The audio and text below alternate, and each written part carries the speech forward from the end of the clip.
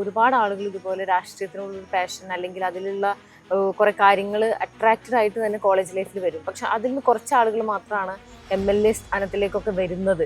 So അത് വരണം എന്നുണ്ടെങ്കിൽ നമ്മുടെ ഉള്ളിലേക്ക് ഒരു ട്രിഗർ ഒക്കെ വരണമല്ലോ. അങ്ങനെ എന്തെങ്കിലും ട്രിഗറോ അല്ലെങ്കിൽ അങ്ങനത്തെ എന്തെങ്കിലും ചേഞ്ച് കോളേജ് ലൈഫിൽ ഉണ്ടായിട്ടുണ്ടോ?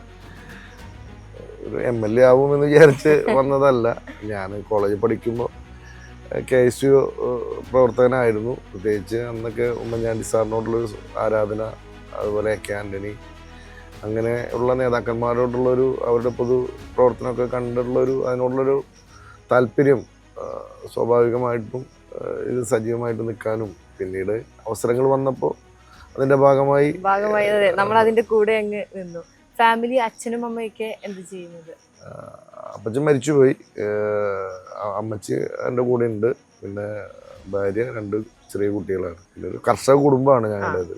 പാരമ്പര്യമായിട്ടൊരു കർഷക കുടുംബമാണ്. അപ്പൊ അതിൽ നിന്ന് രാഷ്ട്രീയത്തിലേക്ക് വരുമ്പോൾ സ്വാഭാവികമായിട്ടും പലതരത്തിലുള്ള കാര്യങ്ങൾ അവർ പറയുമല്ലോ. അപ്പൊ രാഷ്ട്രീയം എപ്പോഴും സേഫ് ആണോ എന്നുള്ള പാരന്റ്സിന് സംശയം ഉണ്ടാവുമല്ലോ. തുടക്കത്തിൽ വീട്ടുകാർക്കൊന്നും അത്ര രാഷ്ട്രീയാഭിമുഖ്യമുള്ള കുടുംബമാണെങ്കിൽ അങ്ങനെ വലിയ രാഷ്ട്രീയത്തോട് താല്പര്യം വീട്ടുകാർക്കൊന്നും ഉണ്ടായിരുന്നില്ല. കോളേജിൽ പഠിച്ച് പിന്നെ അതിനോടുള്ള താല്പര്യം കൊണ്ട് അങ്ങനെ അതിൻ്റെ ഭാഗമായി പോയില്ല.